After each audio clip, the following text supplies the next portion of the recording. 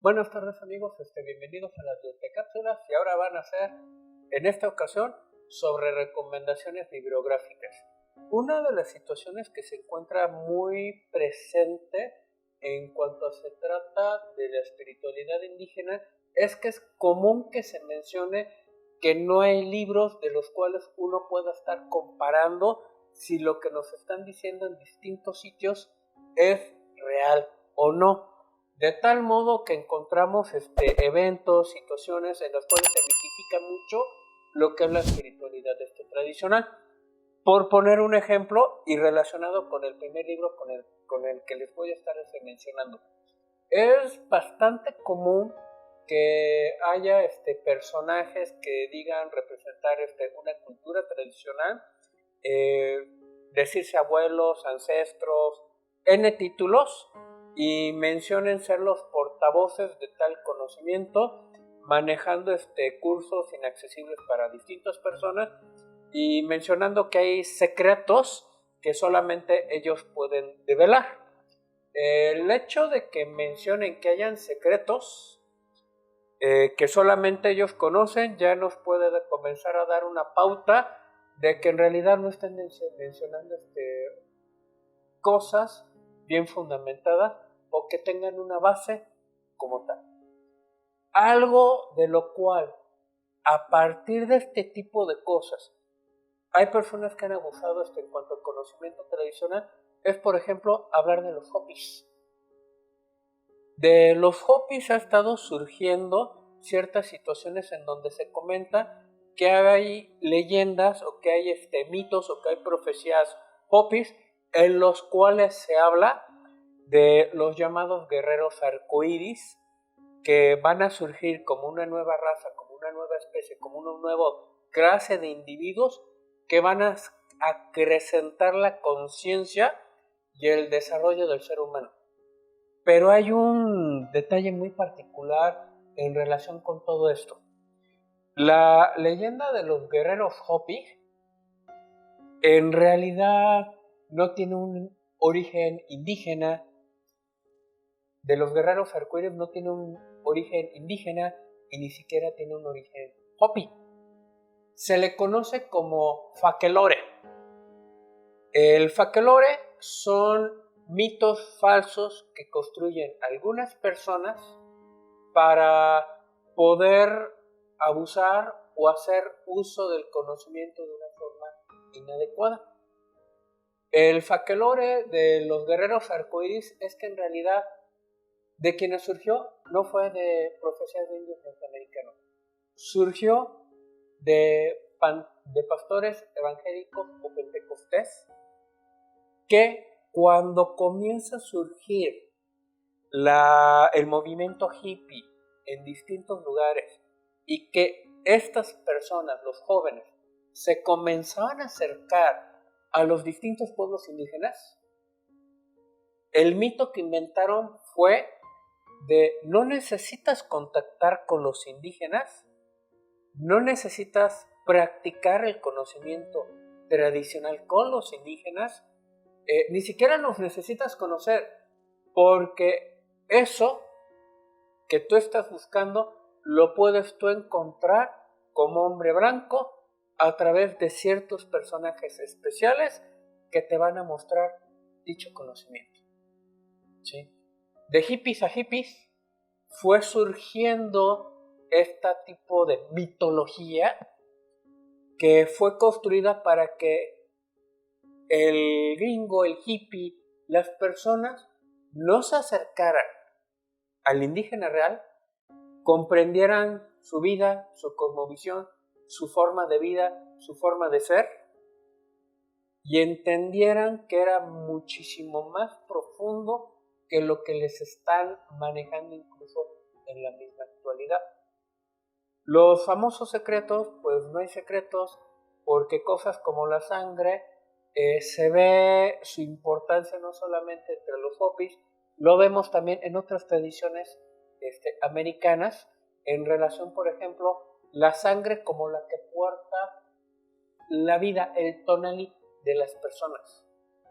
Y esto lo vemos como una parte de la base de la medicina tradicional, relacionada con el frío y el calor, que es transportado el frío y el calor a través del cuerpo, a través de la sangre, que distribuye a través de sí misma las temperaturas o la energía y la vitalidad en el ser humano. Eso se dice en todas las comunidades indígenas con distintas palabras. Pero encontramos pues individuos que se dicen ser especiales, los únicos portadores, que tratan de decir es que el indígena ya no lo conoce, ya lo perdió, pero yo sí lo sé, sincero. Y en este sentido desvían a los jóvenes, desvían a las personas de las fuentes originales.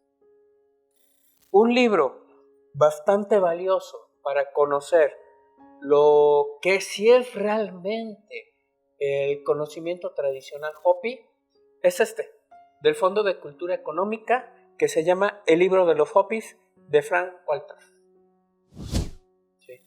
Este libro en particular todavía lo encuentran tanto en usado como en nuevo, como en las librerías del Fondo de Cultura Económica, que les puede estar mencionando las distintas cosmovisiones, los distintos puntos de vista de lo que es la filosofía indígena.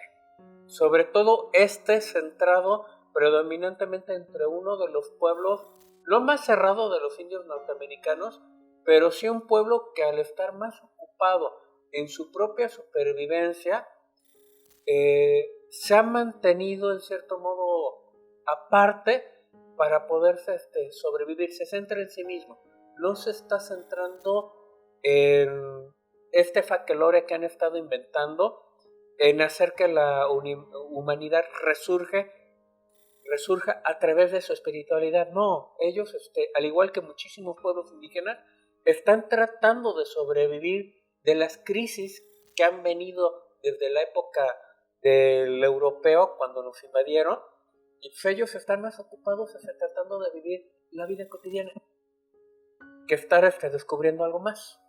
Les voy a leer una parte bastante particular. Les platiqué muchas de las cosas que encontramos en los distintos pueblos indígenas se encuentran en distintas palabras con cada uno de ellos.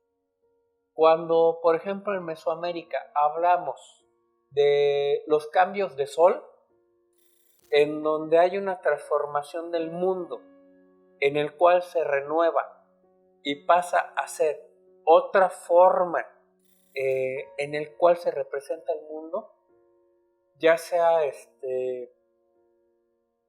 por grandes catástrofes, ya sea por inundaciones, por N cosas, así como en Mesoamérica, en el Popol Vuh, encontramos este tipo de mitos, también lo vemos en los Hopis.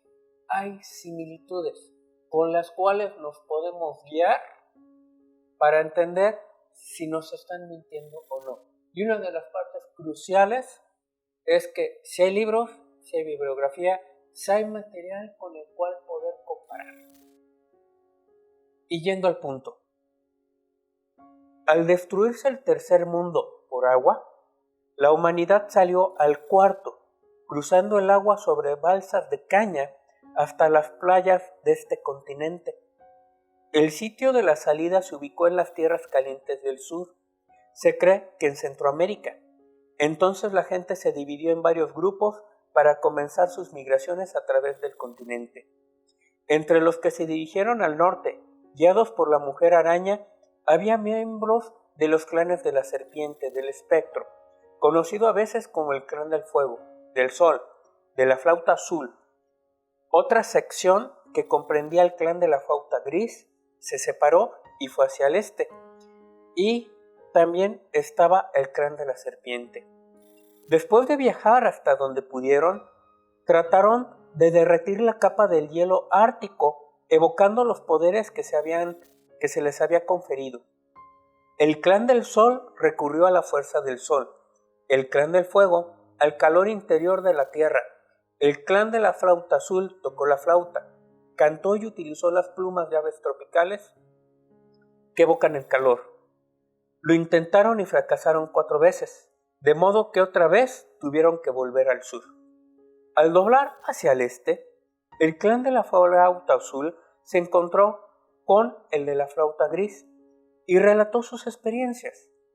Les recordaron que había fracasado porque sus esfuerzos no iban de acuerdo con los planes del creador y que habían hecho mal al utilizar sus poderes sobrenaturales antes de llegar al sitio indicado. Por lo tanto, el clan de la flauta gris asumió el liderazgo sobre los dos clanes. Después de emigrar a Oraibi y de demostrar sus poderes, ambos clanes fueron aceptados, pero desde entonces el clan de la flauta gris ha dominado el de la flauta azul. Al igual que las sociedades de la serpiente y del antílope y la de la flauta gris y azul conducen ceremonias aparte, las sociedades de la serpiente y el antílope en quivas separadas, la flauta azul en sus quivas y la flauta gris en la casa de su líder, ubicada del lado este de la plaza junto a la casa del líder del clan del sol. No obstante, se unen el último día para llevar a cabo la ceremonia exterior. En este sentido, el mito o la historia del cambio de sol, del sol del agua, también lo vemos con los Hopis, también lo vemos con los indios norteamericanos. Una parte crucial entre los pueblos indígenas, si alguien se presenta como portavoz de una comunidad, normalmente la comunidad lo soporta, lo respalda, para confirmar que dicha persona es portavoz. Cuando una persona dice ser algo y la comunidad no lo acompaña y siempre se mantiene solo, tratando de respaldar por gente de otras líneas, lo más probable es que esta persona, dígase Hopi, dígase Nahua, dígase Maya, en realidad no tiene una base de cual sustentarse. Y por lo mismo, la comunidad de la cual dice venir, pues no lo está soportando, no lo está apoyando. ¿Sí? En ese sentido, alguien no viene solo a hablar, siempre es acompañado de otros, porque debe de haber una continuidad de las acciones y del conocimiento. Como les comentaba, este libro son cerca de 300 páginas, pero tiene bastantes explicaciones de lo que son las tradiciones, de lo que es la cosmovisión Hopi. Otra parte, preparativos rituales. Los actos preliminares comienzan en invierno. Ambas sociedades participan en el Soyang, ceremonia que establece el plan de vida para el año. Preparan el agua medicinal, que contiene agua del manantial de la flauta, miel, polen y rupi, mineral que crea calor. El jefe flauta rocía el maíz y las semillas del altar del Soyang con esta agua, utilizando para ello una pluma de águila. Asistido por los jefes 2 cuernos y un cuerno, también lo esparcen sobre la arena en el piso, que representa la tierra en necesidad del agua para los cultivos. Al llegar el verano, las sociedades de la flauta llevan ese plan a la realidad. 2 días antes de anunciar la ceremonia del verano, las sociedades de la flauta gris y la flauta azul fabrican pajos. El día siguiente, fuman y se concentran sobre ellas. En la noche son llevadas a la casa de la flauta gris y bendecidas. Luego se lleva a cabo el Muyaybakti, al sudoeste de Oraibi. Otros pajos se plantan en la Casa del Sol, al este de este pueblo. En este sentido, este libro es bastante importante porque nos platica sobre los mitos, sobre las tradiciones de uno de los pueblos más viejos de los grupos indígenas norteamericanos. ¿Sí? Ellos se encuentran predominantemente en lo que es la zona de Arizona, Nuevo México, Colorado y Utah. ¿Sí? Y esto ha sido una labor recopilatoria para que se conserve de forma escrita muchas de sus acciones. ¿Sí? Pero bueno, este es uno de los libros de los cuales les voy a platicar. Tenemos otros. Hay distintas calidades, hay distintos niveles, pero el estar leyendo de todo nos permite sobre todo poder discriminar, pero a su vez algo muy sencillo, acrecentar la propia conciencia. Y hablando de conciencia, en otro video estábamos platicando de forma introductoria de un personaje llamado, a ver si lo pronuncio bien, Jacobo Grinberg, Szilard Barkov. No me sale. Jacobo Grinberg, dentro de las distintas fases que fue desarrollando en su trabajo, tuvo su fase académica, tuvo una fase de proceso que se podría decir que como de una conversión a lo espiritual, de ser completamente científico, comienza a concebir otras realidades, y en una tercera fase como que sí llega a ser muy místico. En un punto intermedio publica un libro que se llama Meditación, actualmente publicado con la editorial Z. ¿Qué es lo que hizo Jacobo Grinberg con el presente libro? Él estuvo tratando de comprender cómo acrecentaban la conciencia, cómo modificaban su pensamiento las comunidades tradicionales. Pero no solamente se centró en las comunidades indígenas americanas. Estuvo también investigando a los pueblos orientales, a los pueblos asiáticos, a Indonesia, a India, a distintas latitudes. De tal modo que en una de sus aventuras en otro país, pensando que no encontraba ya conocedores de la cultura tradicional aquí en México, cuando llega a otro país le dicen, pues ¿qué crees? Lo que tú estás buscando aquí no lo hay, pero su equivalente lo tienes en tu país. Y se regresó, y a partir de lo que le comentaron, ahorita lo dije muy resumido, comenzó a localizar ciertos chamanes en particular que le comenzaron a explicar aquí en México lo que era la psicología tradicional indígena.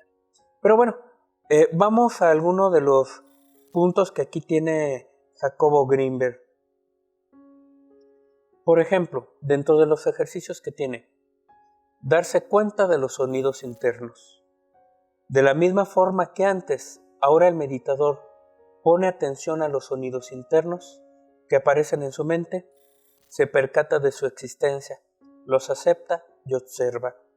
Si puede, escucha el ruido de fondo y penetra a él observándolo cada vez más profundamente. Darse cuenta de los sonidos externos. Cualquier sonido que provenga del medio es atendido, no importa su origen. La atención se abre para escuchar todo lo que suceda con la misma actitud de antes, es decir, con aceptación total y observando los sonidos tal y como aparecen.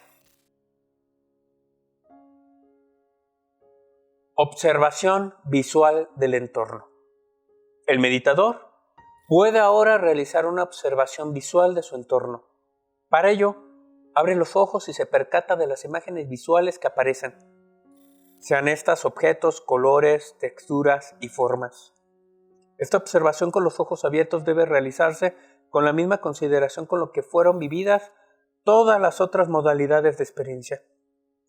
Es decir, tal y como fueron observados los pensamientos, las emociones, la respiración y las sensaciones corporales. Si existen movimientos, se le observan manteniendo todo el tiempo la misma actitud ecuánime y de aceptación ante todo lo que acontezca. Habiendo observado una a una todas las formas de percibir, el meditador vuelve a cerrar los ojos y se prepara para la meditación autoalusiva. Esto es una introducción de un tipo de meditación que fue desarrollando después de haber observado, después de haber analizado los distintos esquemas de meditación que había estado explorando de distintos sitios, de distintas latitudes. De tal modo que después de estar revisando dijo, bueno, esto que es lo que es el común denominador de distintos lugares, que se repite en su mayoría con todos, va a ser el eje de lo que voy a construir, no como una meditación propia, sino como una especie de compilación muy completa, muy amplia del trabajo observado a través de los distintos tipos de meditaciones. Un comentario que hace en relación con lo que es la meditación. La meditación como instrumento de la expansión de la conciencia. La meditación tuvo que haber sido un invento femenino. En cambio, su sistematización no lo fue. Todas las referencias que conocemos indican que los grandes creadores de las religiones y los principales inventores del conocimiento y las técnicas meditativas fueron hombres. Patanjali, Buda, Jesús, Lao Tse, Mahoma, Moisés, los profetas, Milarepa, Shimon Bar Yochai y más reciente San Juan de la Cruz, Isaac Luria, Israel Bar Shabtom, Ramakrishna Yogananda, Vivekananda, Ramana Maharshi, Nisargadatta Mahatma, ese no lo pude pronunciar, etc. Quizás todos ellos lograron unificar sus principios masculinos y femeninos y aprovecharon su capacidad de abstracción y su desapego con respecto a lo concreto para explorar su propia conciencia, sus relaciones con Dios y el cosmos, dando lugar a verdaderas hazañas en la creación de sistemas sublimes de autoconocimiento y expansión de la conciencia. Independientemente de la razón de estos fenómenos, nadie pone en duda que la especie humana posee un arsenal extraordinario de técnicas y conocimientos que han dejado de ser secretos y utilizados por algunos elegidos, y que ahora son accesibles para cualquier ser humano. ¿Se acuerdan lo que les platiqué de los Hopis? El conocimiento no es para unos pocos. Como diría la consigna de Cuauhtémoc, el conocimiento se abrió desde hace ya décadas para todos los demás. ¿Sí? Algo que también coincide tanto en los grupos tradicionales como en los grupos de otras latitudes, que es muy importante que lo tomen en cuenta. No existe mejor maestro que uno mismo, y mi confianza está depositada en el lector en el sentido de que presupone que él será el mejor juez para decidir qué técnica le conviene más o se encuentra más cercana y afín a su propia naturaleza individual. Esto no quiere decir que repudie la idea de contar con un maestro vivo y presente, experto en la utilización de una o varias técnicas. El contar con un guía de tales características es un privilegio que debe de ser aprovechado cuando se presenta, pero su ausencia no debe de impedir la exploración personal y aislada. Precisamente, esa es la motivación de este escrito. Ofrecer la oportunidad de empezar a conocer estos instrumentos a quienes no han tenido la suerte de contar con un maestro o para lo que la idea de contar con uno no resulta atractiva. Únicamente he incluido las técnicas de meditación que he explorado y experimentado en mi propia persona y he dejado a un lado aquellas en las cuales no he tenido oportunidad de vivir en mí mismo. No sería correcto describir beneficios que no he podido comprobar en mí y por ello solamente me he limitado a la exposición a los instrumentos que conozco de manera directa. ¿Sí? En este sentido, cuando Jacobo Greenberg comienza su etapa mística, varios de sus libros, como tienen un conocimiento muy relacionado, como lo que platicábamos en un video pasado, con la filosofía perenne, con la estructura profunda que vemos en las distintas creencias y religiones. Hay ejes que vemos en los distintos lugares con los cuales nos podemos guiar para saber si vamos por buen rumbo. Si distintas personas son capaces de replicarlo y de tener un resultado con ello, esto significa que muy posiblemente este camino que otros han cruzado sea verdadero. Si un personaje se presenta como de una forma incluso mesiánica, de una forma de yo soy el verdadero portador de la verdad, yo soy el que puede guiarlos en el camino, lo más probable es que no sea. Simple y sencillamente puede ser alguien que aproveche la ignorancia y las expectativas de otros para su propio beneficio. Y es aquí también algo con lo que tenemos que tener cuidado con el propio Jacobo Grinberg. No fanatizarnos con lo que estemos escuchando. Les platicaba, tiene una etapa muy mística, muy fuerte, de la cual ya es un poco difícil poderla corroborar como lo fue sus primeras etapas. Tiene, por ejemplo, un libro en donde habla como en una segunda persona sobre un personaje que viene de Ganímedes, del espacio exterior. Y conforme uno lo va leyendo, pareciera que está explicando su propia historia y el cómo hizo un proceso de autoexploración, ¿sí? Para los que comenzaron con su etapa cientificista en sus primeros años, en sus primeros libros, puede ser chocante esa parte. Para los que lo leyeron en su etapa mística, puede ser a veces incomprensible cuando habla en otros libros de ciencia. Por eso es necesario trabajar con cierta imparcialidad en lo que estamos haciendo. Pero bueno, les platicaba, fue Meditación, Editorial Z de Jacobo Grinberg. Fue uno de los primeros libros que sacó, sobre meditación. Su evolución lo tenemos en el siguiente libro. Muy pequeño, pero bastante interesante, Meditación autoalusiva. Su reseña. De acuerdo con este libro, el observador es el guía, el proceso de desarrollo, y en el cual todos los contenidos de la conciencia se unifican. La meditación autoalusiva es la técnica que permite establecer un contacto con el observador. El resultado de la práctica de la meditación autoalusiva es la experiencia del yo puro.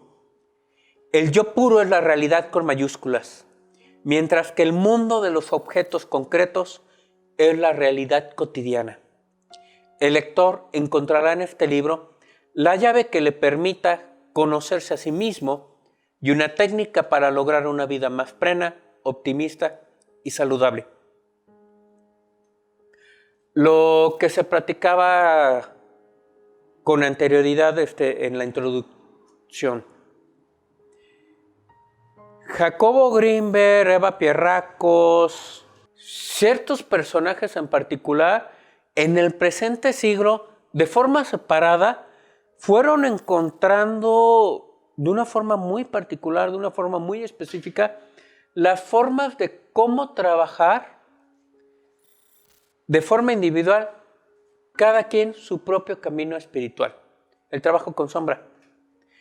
En el caso de Jacobo Grinberg, cuando habla de la teoría sintérgica, explica en teoría el cómo, por ejemplo, en meditación autoalusiva, se puede desarrollar el ser humano con más plenitud, con más profundidad. No al nivel de Pachita, no al nivel de los chamanes que fue conociendo, pero sí lo suficiente como para mejorar la calidad de vida de cada uno de ellos, de cada uno de nosotros, ¿sí? Les voy a leer una parte. Introducción. En su evolución, el hombre siempre ha buscado nuevas formas de desarrollo y crecimiento que le permite vivir con mayor plenitud, felicidad y salud. En este sentido, en los últimos años algunas técnicas de meditación se han empezado a divulgar, con un movimiento creciente de interés dirigido al autoconocimiento y a la expansión de la conciencia. Desgraciadamente, la mayor parte de estas técnicas se brindan sin un conocimiento profundo de sus bases psicofisiológicas y rodeadas de una parafernia superficial, ligada a la necesidad de pertenecer a tal o cual escuela y depender de este o aquel maestro. Lo más desagradable de este movimiento es que algunas escuelas parecen mezclar un interés económico y un sectarismo que desvirtúa el verdadero sentido del desarrollo de la conciencia, el cual, para ser eficaz, debe librarse de misterios, subterfugios o intereses mezquinos para, en cambio, centrarse en el logro de la unidad a través de la expansión de la conciencia. Originada con base a los estudios del chamanismo, la técnica de meditación que se presenta aquí ha sufrido años de investigación, poniendo a prueba sus postulados básicos, sus correlativos psicofisiológicos y su bondad para estimular un desarrollo sano y natural de la fisiología cerebral y de la conciencia. Por ello, su práctica no representa riesgo alguno, no requiere la pertenencia a ninguna secta o linaje y su enseñanza es abierta y sin interés económico. Tomen en cuenta muy importante esta recomendación, porque mucho de lo que encontramos ya en la actualidad con algunos personajes sí es realmente muy sectarista, provocando problemas de alimentación, limitando demasiado el qué consumimos por un detalle muy sencillo, como breviario cultural. El cerebro humano funciona en base a grasa animal. Si la eliminas, el tener un adecuado funcionamiento del cerebro se deja de tener y es más plausible a través de ciertas técnicas, a través de ciertos medios, el manipular a las personas. Cantos repetitivos, acciones continuas, constantes todo el tiempo, entre otras situaciones, algo que vemos con los Hare Krishnas, Roy Littrezun, entre otros, que hacen que la persona pueda correr el riesgo de perder su propia voluntad y fanatizarse. La meditación autoalusiva es una técnica natural basada en los procesos normales del desarrollo e ideada para estimular este último en una forma consciente, activa y en perfecto acuerdo con la realidad tal cual es. Al desarrollo de esta técnica han concurrido muchos esfuerzos, en particular la del Instituto Nacional para el Estudio de la Conciencia, IPEC. Fue precisamente en el Centro Regional del Estado de Puebla, del IPEC, que se realizaron varios seminarios explicativos de la meditación autoalusiva, que dieron por resultado la motivación para escribir este libro. El CONACYT colaboró financiando la investigación sobre la psicología autóctona mexicana, lo cual sirvió de base para poder realizar esta obra. Son 7 tomos. Es mi mayor deseo que este libro ayude a impulsar el autoconocimiento y la conciencia. Puebla, primavera de 1987. Por el momento, pues me despido.